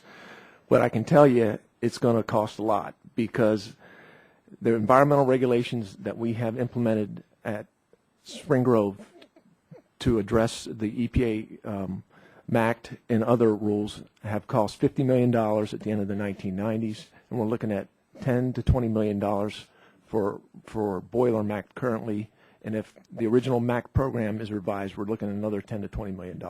I don't have the specifics on the regulation you referenced, but I'm just giving you a taste of the impact that we've had at the Spring Grove mill. Thank you, sir. So I assume that's a pretty negative impact on our ability to compete in the global market.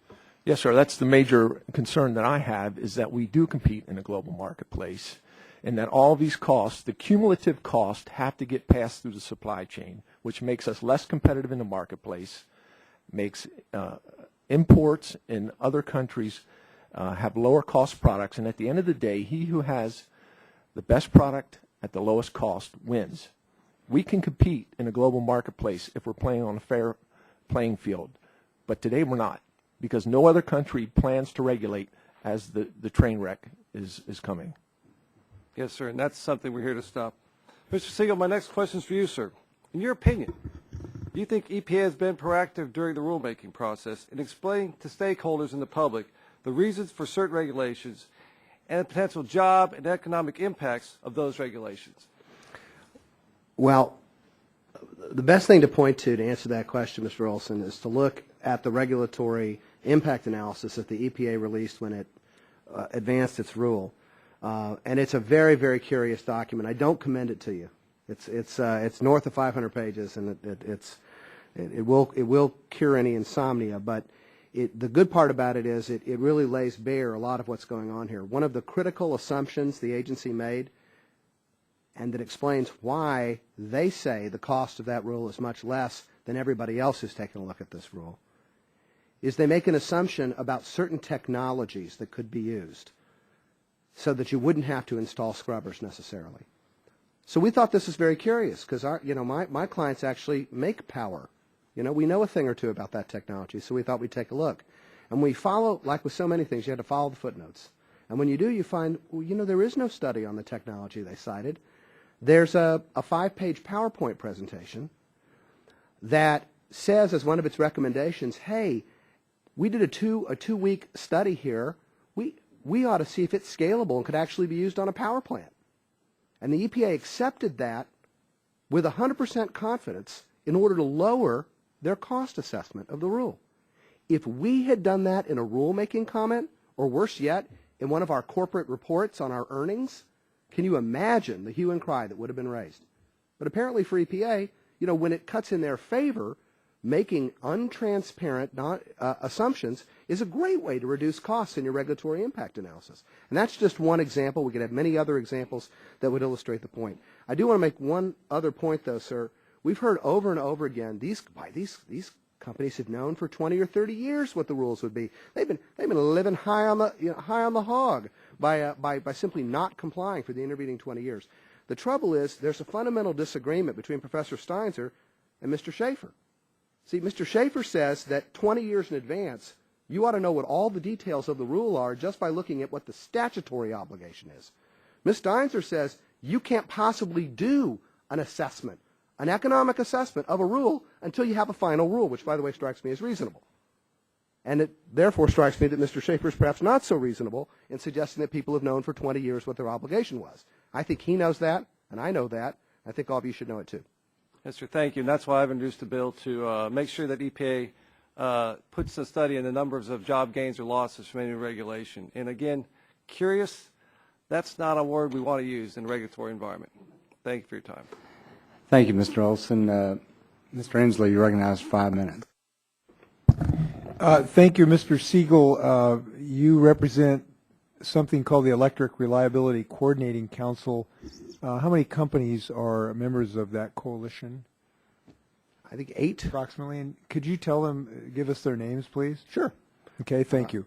You don't have to do it right now, but okay. If you just give it to us on record. Because I always leave somebody out. That makes Thank you. Mr. Schaefer, my understanding of this proposed legislation would basically assess some of the costs associated with some regulatory compliance, particularly for environmental and things adopted to try to improve the environment and therefore improve the health of Americans. My understanding of the legislation is it does not attempt to assess the value to health of Americans that would be associated with those compliance with those rules, nor does it assess the improvement in economic performance associated with that corresponding health improvements of Americans, nor does it represent the economic growth associated with a lot of the technologies associated with compliance with these rules.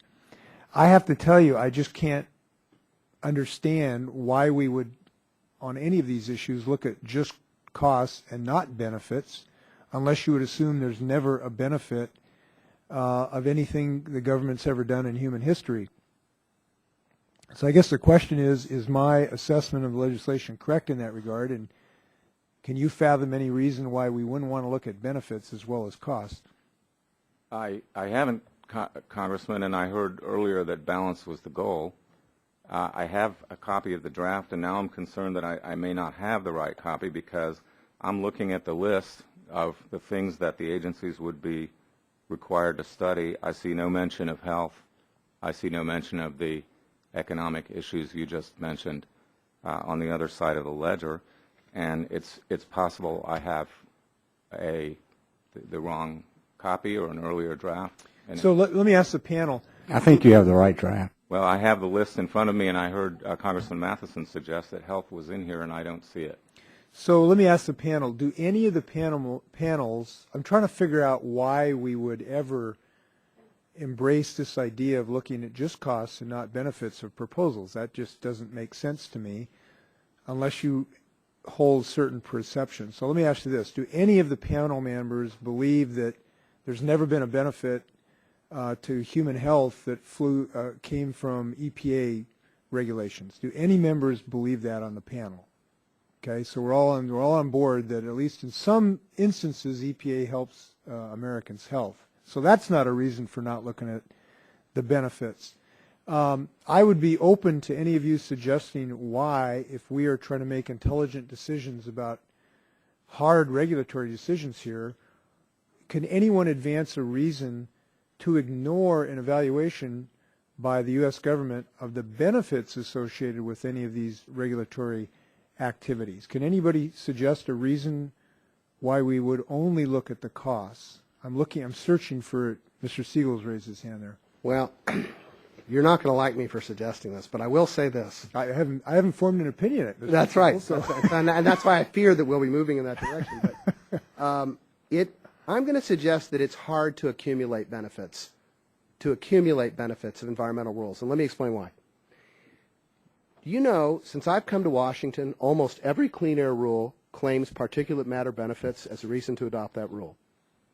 Now, I have come to the conclusion, sir, that some of these benefits are the same benefits that are being claimed for multiple rule after multiple rule, even though the costs, because they're requiring new pieces of technology, are not the same cost. So I'd be okay with doing a cumulative analysis of benefits if we back out, and I will cover this in my statement, if we back out double counting of benefits that goes on when rule after rule after rule uses the same homework. EPA's own analysis on Utility MACT said we didn't do any effort to estimate the benefits of actually reducing hazardous air pollutants. All we did was plug in the old PM numbers that we used last time around. So that's bad homework. I think I understand what you're saying. Yeah. So you wouldn't have an objection then if this committee amended this bill to say, let's look at the health benefits and subsequent economic benefits of some of these rules and be cautious not to allow double benefits to be counted. But the general idea I'd like to work on something like that and really focus in on that double. Well, let me just ask you, don't you agree we ought to look at the benefits of these rules in this legislation as well as the cost, Mr. Siegel? Would you agree that, and as a general principle, we ought to do that? I was curious about Mr. Matheson's statement too, and I looked at the deal, and it says that you're supposed to look at cumulative impact, and then it says impact is supposed to include, and it lists all these economic factors. But, I mean, I guess cumulative impact could include other things too. It's not exclusive of that list, so maybe that's what Mr. Matheson what he meant. I don't know. I haven't talked to Mr. Matheson about it. Thank you. Ms. Sidger's shaking her head though. So. Okay. Well, thank you, Mr. Inslee. At this time, Mr. Griffith, you're recognized for 5 minutes. Thank you, Mr. Chairman. Mr. Siegel, going back to this report, I was very interested in your comments in regard to how the EPA lowered their cost by using a slide deck. A slide deck that they then extrapolated from in order to lower the cost of theirs. Am I not correct that if this was a corporation doing that the people who knew that they were lowering that to make it look like there was less cost would suffer criminal penalties?